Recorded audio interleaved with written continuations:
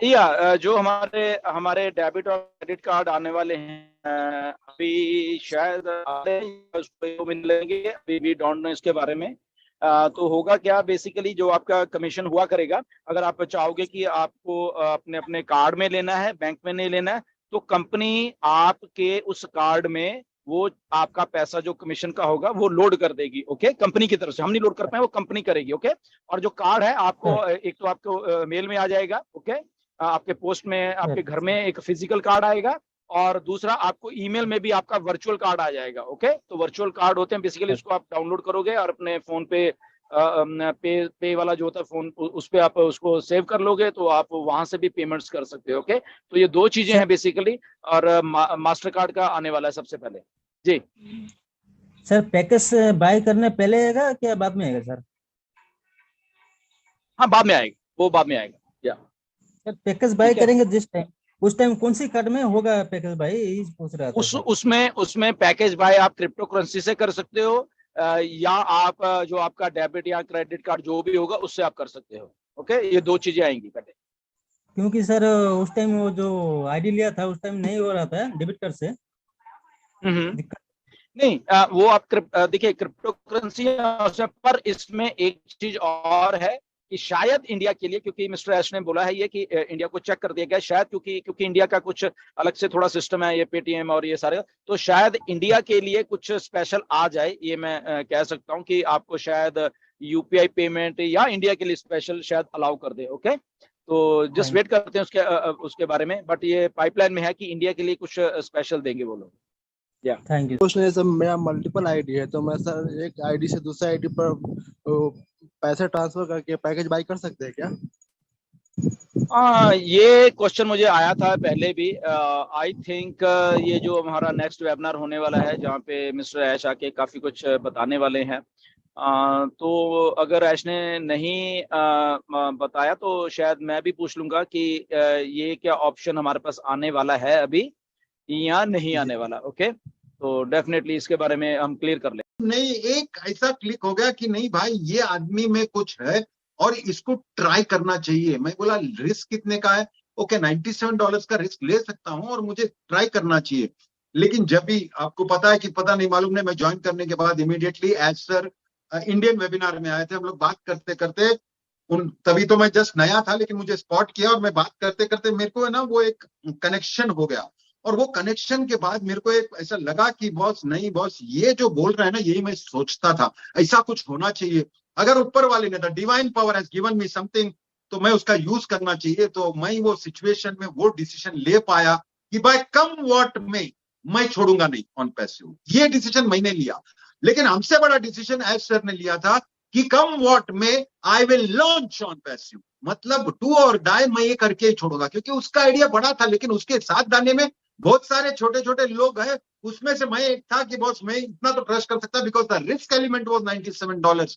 लेकिन what he wanted to से, धीरे धीरे जब मैं उसका मीटिंग्स बैठने लगा, धीरे धीरे एवरी थर्सडे को जब देखने लगा, तो मुझे लगा कि नहीं भाई, आदमी को जेन्युइनली कम्युनिटी लिफ्ट करना है, जेन्युइनली उसको लाइफ में चेंज लाने का है, जेन्युइनली वो जो गरीब तबके के लोग है उसको ऊपर लाके बिठाना है। और जेन्युइन फीलिंग था, बहुत सारा एक्सपीरियंस होता था, बहुत सारा चीज होता था, डिस्कशन होता था, लाइव डिस्कशन होता था।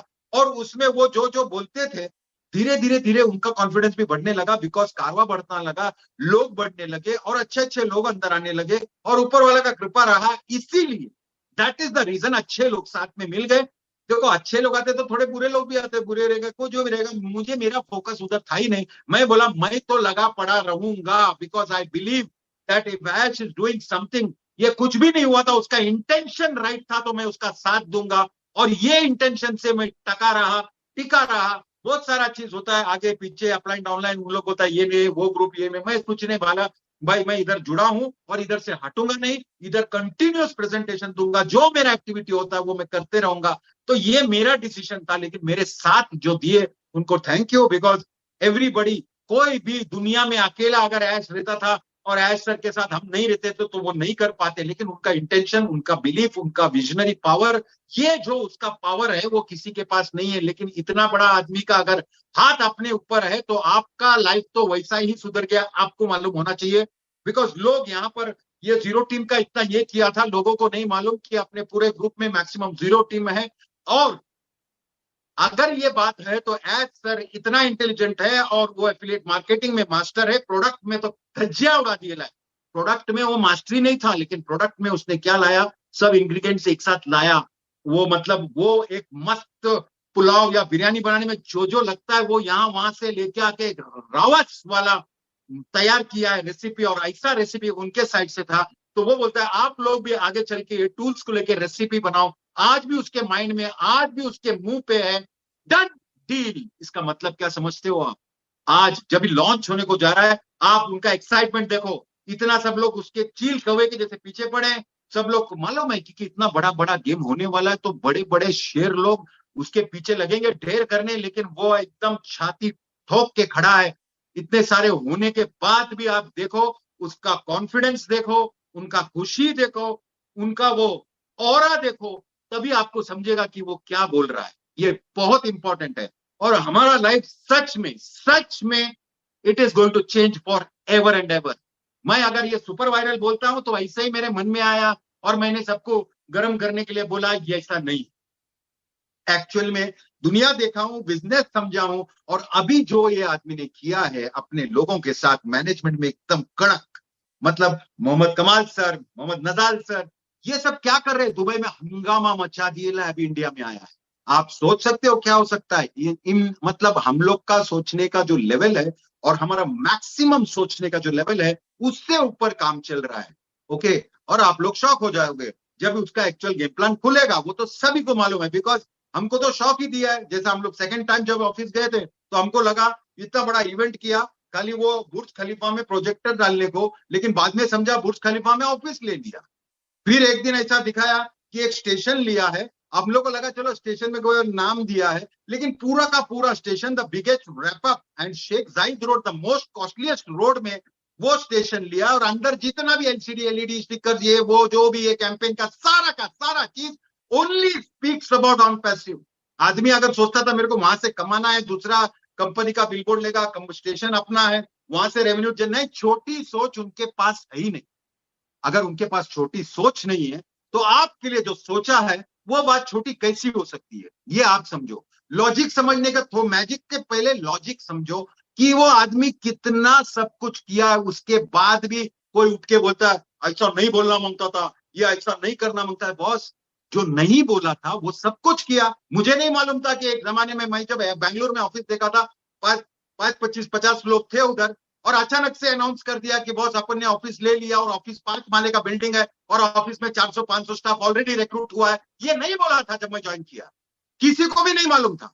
ये हमारे लिए एक सरप्राइज था, और सरप्राइज इतना बड़ा है, ये बात को अगर एनालाइज कोई नहीं करेगा, खाली ये बोलेगा कि दिसंबर को बोला था कि लॉन्च हो सकता है और इसका साथ। अरे बॉस, आदमी का इंटेंशन समझो, आदमी ने कर दिया।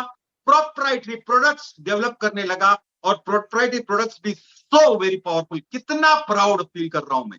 क्यों? क्योंकि जब भी हम लोग बोला ना, तो हम लोग को बहुत सारे, थोड़ा हम लोग के लेवल पे थोड़े लोग रहते हैं, वो बोलता है कि अरे वो जिंदगी भर क्या किया, या एफिलिएट मार्केटिंग करने का अलग बात है और टेक्नोलॉजी का प्रोडक्ट बनाने का अलग बात है।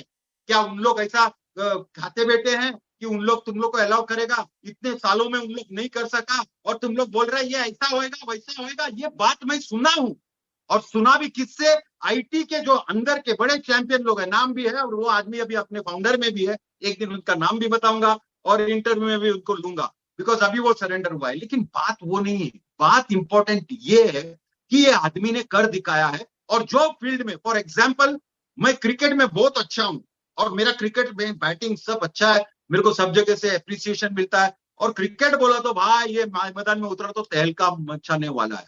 लेकिन हमने एक कंपनी बनाई जिसमें क्रिकेट और फुटबॉल भी है, और फुटबॉल में भी मैं उतर गया, और फुटबॉल में धमाका ऐसा मचाया कि गोल पे गोल, गोल पे गोल, गोल पे गोल, गोल पे गोल। अगर मैंने किया है ये गोल पे गोल, तो उन लोग सोचते हैं भाई ये तो क्रिकेट तो अच्छा ही है, अब इसके बाद क्रिकेट हो तो ये धमाल करेगा। लेकिन इसने फुटबॉल में भी कार्यक्रम कर दिया। वैसा ही हमारा बात है कि ये प्रोडक्ट बनाने में जो भी जरूरी पड़ता है उसने बनाया।